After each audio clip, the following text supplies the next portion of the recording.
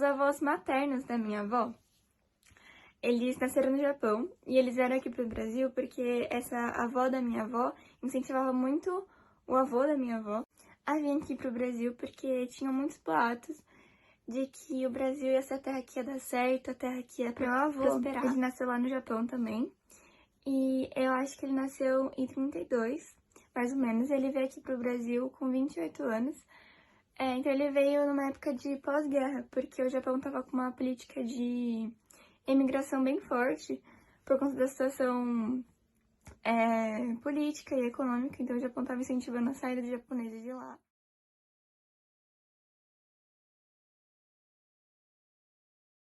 Eram antes da guerra, que foi quando veio a diáspora japonesa, né?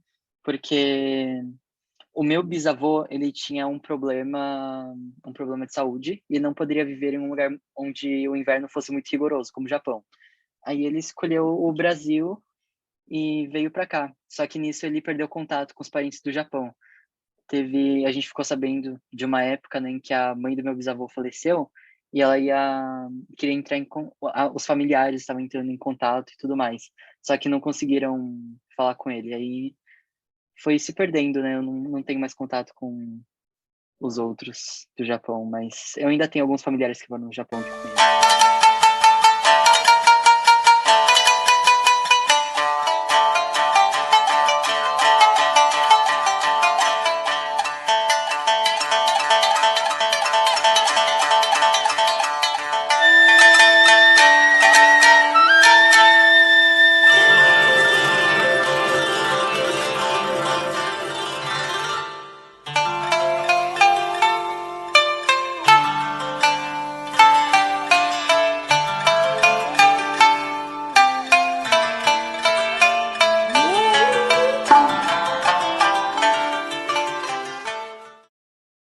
E, cara, o preconceito, ele aparece na minha vida das mais diversas formas possíveis. Porque eu pensava na minha bolha social que eu era tipo um branco, assim. Eu tinha todos os direitos de um branco, eu não sofria racismo. Eu tinha uma ideia bem errada de que só existia racismo contra pessoas pretas. Tenho algumas coisas que vêm da descendência, outras não, né? Eu acho que ninguém chega na casa de um descendente de italiano e pergunta se só come macarrão e se você chama sua avó de nona, sabe? É tipo isso. Mas, para mim, eu acho que ainda tem muito essas perguntas assim, né? Eu acho que ele vem desde a forma com que as pessoas decidem iniciar uma conversa comigo é sempre oi, japinha, falando japa na rua, é sempre assim, tipo, meu nome nunca é uma questão. Até coisas mais violentas, depois da Covid, ficou muito nítido que o brasileiro não é tão amigável nesse quesito. Então, já aconteceu várias vezes de eu estar andando na rua e gritarem, tipo, ai, volta pro seu país, você trouxe coronavírus pra cá. De eu estar no ônibus e antes, por exemplo, antes do Covid ser uma coisa no Brasil, antes de todo mundo usar máscara e tal, mas a gente já sabia que o Covid existia. Eu estava no ônibus um dia e aí eu tossi, porque, enfim, o ar de São Paulo faz a gente tossir. E todo mundo te olha feio, todo mundo me olhou feio, sabe? Como se eu, é, por ser asiática, tipo, com certeza ela tem Covid, ou, sabe, as pessoas rapidamente associaram isso. O preconceito pesado, tipo, muito forte assim, não, mas eu acho que são essas microagressões do dia a dia, né? Que a gente acaba escutando tal.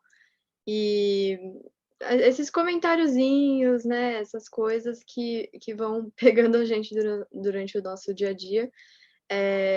Que eu acho que essa discussão, né, de racismo amarelo, ela é muito recente, né? Infelizmente, mas eu acho que isso torna tudo muito banalizado, assim, né? Esses próprios comentários que a gente ouve é ainda tido como super normal, né? Então, eu acho que é mais isso que eu sinto hoje, né? Esses comentáriozinhos de japa, ou, sei lá, Xing Ling, essas coisas. Mas de nada muito tenso, assim, pesado. De preconceito, assim, que eu lembro, acho que um que ficou bem nítido, foi no carnaval, quando eu tava com os meus amigos, bem no começo da pandemia, assim, em 2019, que ficavam, tipo, me olhando, era um grupo de homens, assim, bem mais velhos que eu, assim, já eram adultos, e falavam, tipo, ah, o coronavírus ali, assim, e não é bem um preconceito, mas que eu senti na pele, assim, por ser amarelo, de ser, falar assim, falar que todas as minhas notas não são frutos do meu esforço, mas sim do meu gênio da inteligência, porque eu sou amarela, ou falar perto de mim que, tipo, para passar no vestibular tem que matar um japonês por dia, ou falar, você é japonesa, qualquer universidade que você quer, você passa, sabe? Essas coisas nesse tipo, assim, eu acho.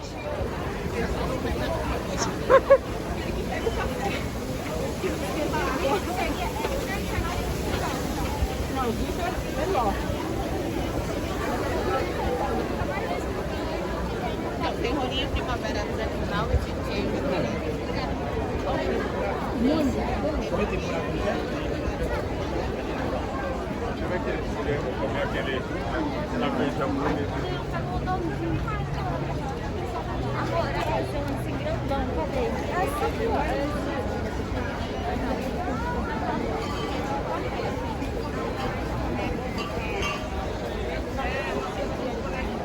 E aí?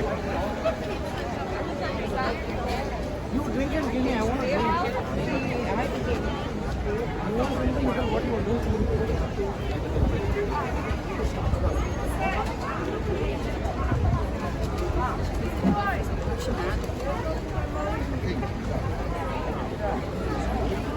Olha, o clássico é do Covid. Falar que o seu povo trouxe a doença para nós, esse tipo de coisa. É bem ruim durante a pandemia, principalmente eu que crio conteúdo para internet, né? Eu dei até um tempo, porque é muito estressante. O mais triste é ver de crianças, né? Porque a nova geração que tá vindo meio errada. Algumas pessoas, algumas crianças que já começam a reproduzir essas falas, sabe? Sobre, é o vírus chinês, a China tá tentando dominar o mundo. Esses chineses que nem você estão vêm para o Brasil só para trazer doença, sendo que eu sou, antes de tudo, descendente de japonês, nada a ver uma coisa com a outra. E mesmo assim, etnia, até as pessoas chinesas, não tem nada a ver com a pandemia, sabe? É bem comum isso acontecer, no meio digital principalmente. É bem triste.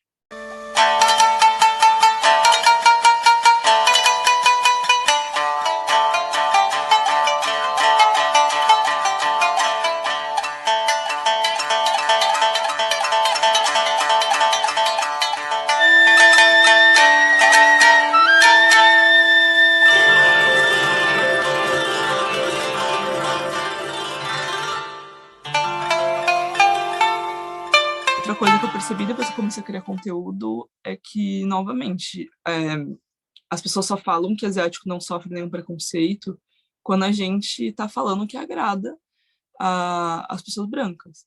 Porque a partir do momento que eu comecei a criar esse conteúdo e falar coisas que não são, como eu posso dizer, não são, tipo, uma narrativa que as pessoas brancas querem botar para frente, não é uma narrativa que beneficia uma supremacia branca, não é uma narrativa que corrobora com o mito de democracia racial no Brasil. Os ataques direcionados a mim sempre têm a minha raça como ponto central, sabe? Nunca é sobre, sei lá, qualquer outra coisa. Uma coisa que eu também recebi com uma certa frequência que me surpreendeu mais do que as pessoas brancas me atacando com um comentário racista, foi várias pessoas amarelas, asiáticas, me xingando porque eu estava falando de um problema racial estrutural do qual elas fazem parte e que elas não queriam ser vistas como mimizentas, como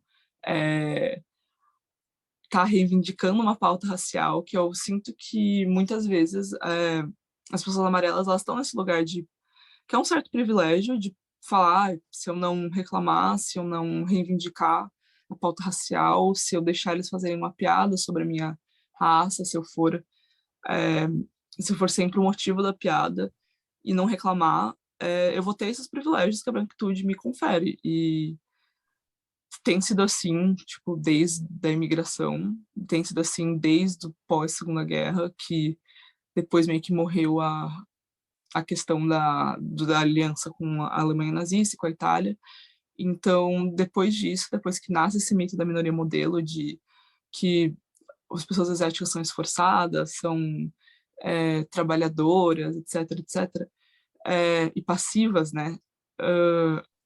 A gente tem muito isso, que as pessoas amarelas estão nesse lugar de passividade, de não reclamar, de não falar de pautas sociais, de não reivindicar essas coisas, em troca desses privilégios.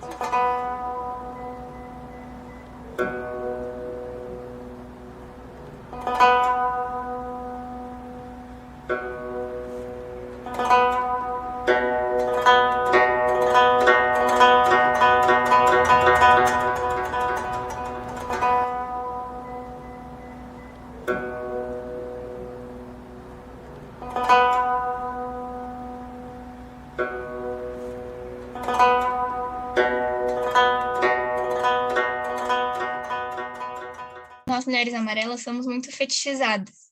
Nossos corpos são muito fetichizados. Então, tipo, sabe, muito essa coisa de, nossa, eu quero muito saber como é estar junto de uma japonesa. Tipo, como se a gente fosse um objeto mesmo. Eu acho que é muito mais nesse sentido de fetichização. E eu acho que com os homens é muito essa coisa da minoria modelo, da gente ser restrita aos estereótipos. Eu acho que com essa questão de ser muito quietinho e certinho, segundo os estereótipos, eu acho que isso afeta muito os homens também. A forma como o preconceito se impõe é um divisor de águas, né? Até porque a cultura dos animes já contribuem para isso, né? Porque o corpo feminino sempre é muito sexualizado, você pode ver nos animes. Isso sempre acontece. E na luta antirracista não vai ser diferente. As mulheres, pelas amigas que eu tenho, pelas amigas amarelas, elas recebem uma objetificação diferente. Eu nunca fiquei com uma japa, queria experimentar uma japa, elas são assim, são daquele jeito, são mais quietas, mais obedientes. Então, acho que sim, o preconceito vai se delimitando e se diferenciando de acordo com o gênero.